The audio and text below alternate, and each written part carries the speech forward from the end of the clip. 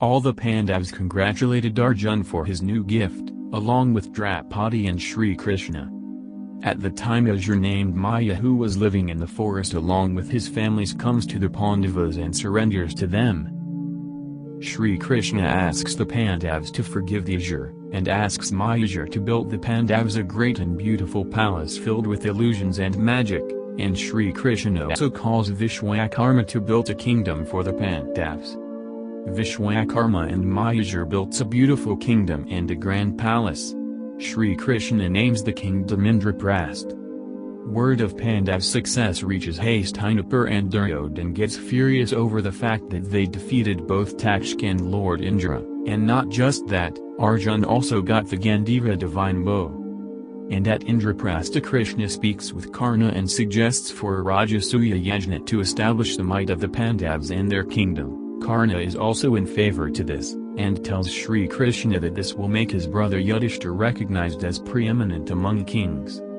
Hearing this, Sri Krishna asks Karna why he is not taking the throne of Indraprastha, as it was the throne of Hastinapur that he rejected, and Indraprastha is its own kingdom, and with him as the king no one will ever try to attack Indraprastha.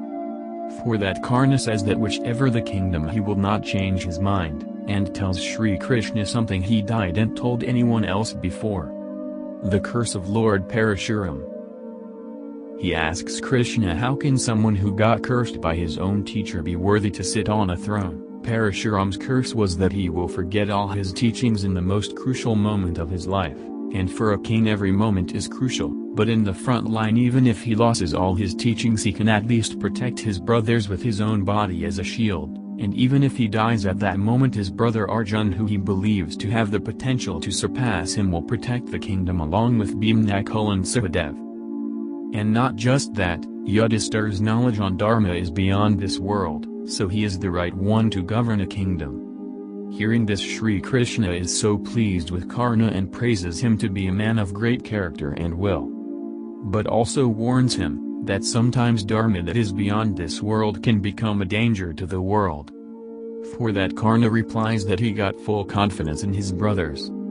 Hearing about the Rajasuya Yajna, Shakuni decided to stop the Yajna by all means necessary, and he meets with Jarasandha for yet another time and tells him about Pandav's plans and that Krishna is the one behind these plans. This enrages Jarasandha, but he tells Shakuni that he cannot wage a direct war on the Pandavas as he will be faced by Karna again. And with Krishna and Balaram on their side, it will be a sure loss. Shakuni tells Jarasandha about a sacrificial ritual, where 100 kings needs to be sacrificed, and it will give him enough power to defeat all his enemies. Hearing this, Jarasandha prepares for the Yajna and captured 95 kings. Knowing about this, Sri Krishna tells the Pandavas about the Yajna. Hearing this, Karna, filled with rage, takes up his bow and prepares to battle Jarasandha. Seeing this, Sri Krishna stops Karna and says that it is not by his hands but the hands of Bhima that should end Jarasandha, and takes Arjun and Bhima with him to Magad. Before leaving, Karna, having fought Jarasandha before and knowing how to kill him, asks Bhima to wrestle with him. During the battle, Karna pins Bhima down several times despite Bhima having a strength advantage over Karna, which surprises Draupadi. She asks Yudhishthira how Karna is beat Bhima even off. Bhima is physically the strongest among the Pandavas. For that, Yudhishthira replies that strength alone doesn't guarantee victory, techniques, experience and skills are also a factor, and tells her that elder brother Karna is well versed in all weapons and techniques, and he had beaten each of us in every training match they had, and the only person who ever got an edge on him was Arjun. And even he never won against him. And they believe that the only person who truly have a chance against him in the Kuru dynasty is Pitama Bhisham. And tells Draupadi that as long as brother Karna is with them, they have nothing to worry about. Draupadi smiles.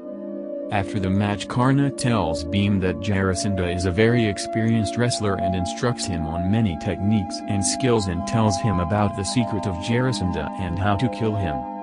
With this knowledge and Sri Krishna's help, Bhima easily defeats and kills Jarasandha, without lasting the battle for several days.